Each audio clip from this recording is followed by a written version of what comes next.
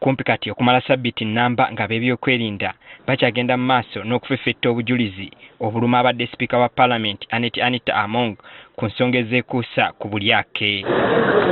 Ebintu ebiwerako okuli n'emmotoka ze byaboyeddwa ne bitwalibwa ab'ebyokwerinda. Olwaleero ebibiina by'abakyala ab'enjawulo wansi w'omukago gu Women Movement in Uganda bavuddeyo okwogera ku bigenda mu maaso ku mukyala munnaabwe. Bagamba kino kyali kyalwawo dda kubanga obujulizi obw'enkukunala bulijjo bwe buli ate nga nabo babulaba. Twabirabako emyaka ebiri egiwedde era n'amawanga ne gavaayo ne gateeka envumbo ku mukyala abadde akulira Palamenti. Kye twebuuza lwaki omukulembeze w'eggwanga yasirika kubanga teri ggwanga erivaayo ne liteeka envumbo ku mukulu mu gavumenti ku levo ya sipiika nga teriwadde bujulizi. Balumiriza Among okuttattana ekitiibwa kya Palamenti kw'oteeka n'okuyingirira emirimu gy'ebitongole ebirala. Omukyala abadde tatambuza bulungi ensonga za Palamenti, omukyala abadde yeetaba mu mivuyo egiri mu bitongole ebirala bya gavumenti nga Electoral Commission. Twaraba nominations ebukeddeya ng'ataddeko roadblocks akidinaapinza ayagala kumwesimbako omukulu w'eggwanga n'asirika. Baagala Palamenti eyongerwe okugugulwa okulaba nga buli mpulunguse eggibwamu kisobozesa okuzza obwesige bwayo mu bantu. Bano era basabye omukulembeze w'eggwanga okugoberera ssemateeka ng'alonda baminisita bagenda okukola nabo mu kisanja kino.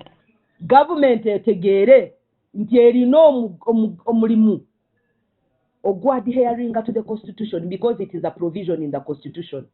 Gender parity, equal opportunities for all. Fune president nga musajja, vice president musajja, tufune chief justice nga musajja, vice deputy chief justice musajja, then tugende mu committees za parliament oba parliamentary commission. Ebyo byonna ne babyerabira nga bateekayo abasajja bokka. And of course we want to retain our vice presidency.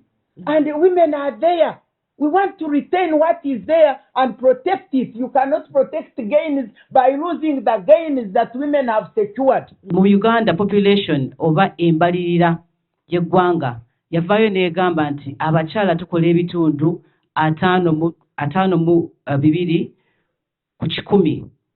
Kiraga nti nno ffe abasinga obungi mu ggwanga. Kati ffe tugenda kubeera wa? Bagamba abakyala bangi abatalinaako bbala lyonna nga basobola okuweereza n'obwesimbu basaanye baweebwe omukisa nabo baweereze. We would like to debunk and push back the narrative that women are not good leaders.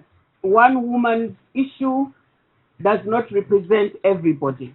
Before this, Anita was there, the corruption was there, and it has been there, it has been there, it has been there.